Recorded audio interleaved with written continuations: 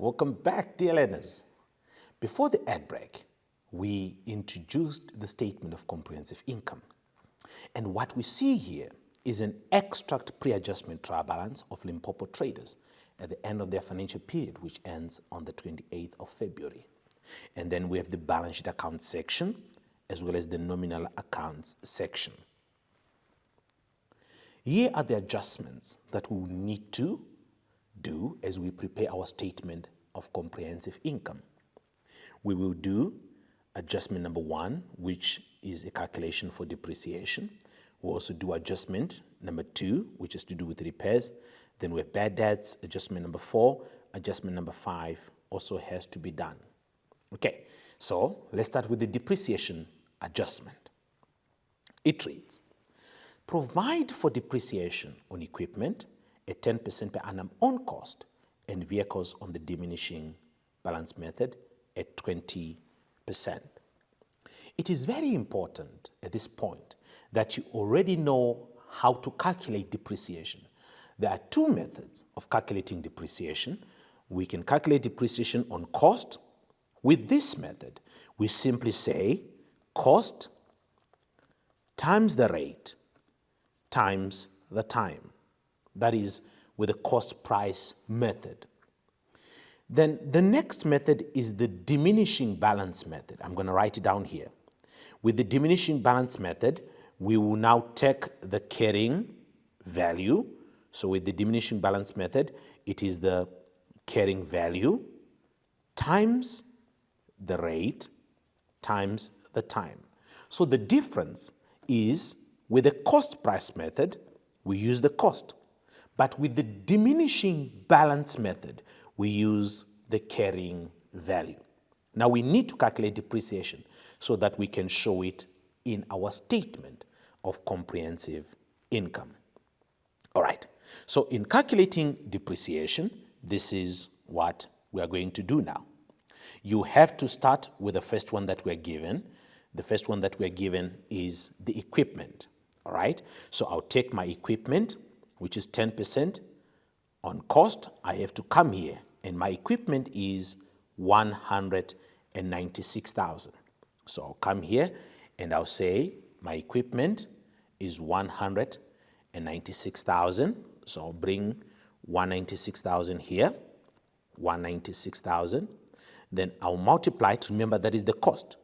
I'll multiply it by the rate, which is 10 over 100, multiplied by the time. In this case, it is 12 over 12.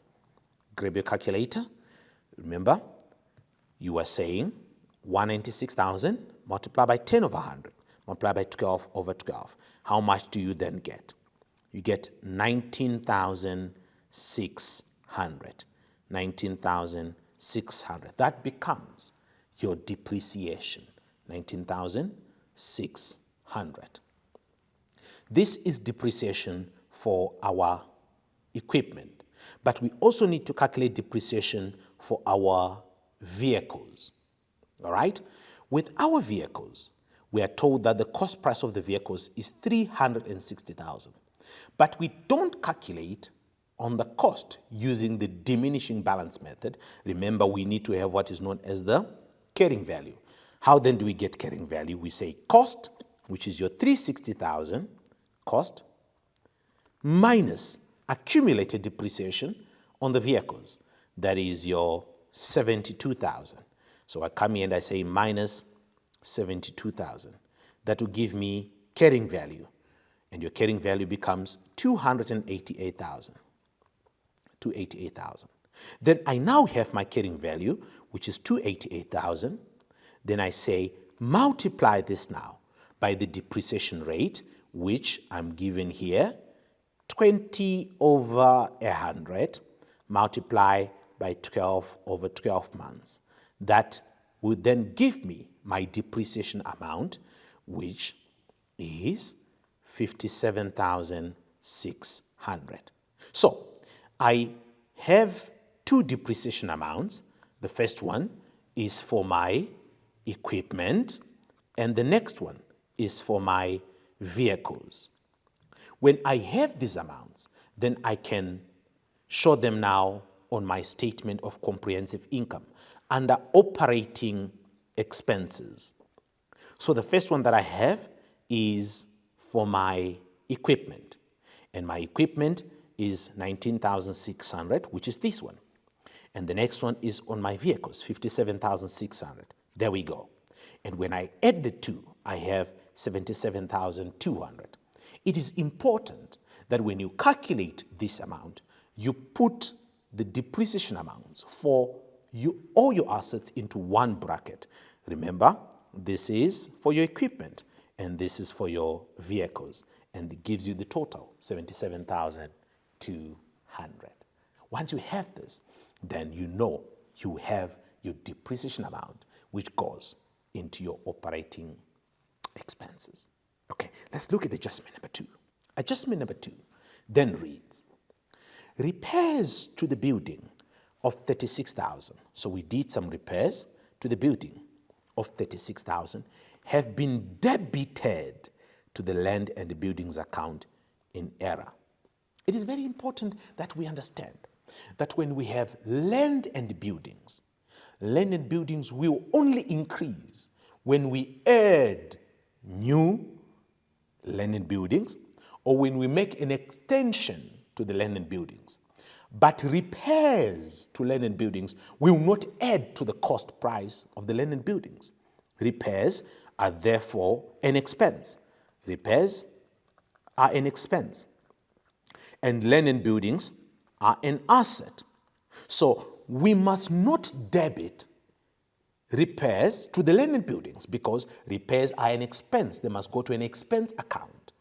And land and buildings must only be affected by what increases our land and buildings, which is an asset account. Okay? So what happened here of debiting 36,000 to the land and buildings account is incorrect. So it simply means if I am to get the real value of my land and buildings, here I have 656,600. This amount is incorrect because we have debited. When we debit an asset account, we are increasing. When we debit an asset account, we're increasing. So we increased the land and buildings by 36,000, which was supposed to be recorded in the repairs account.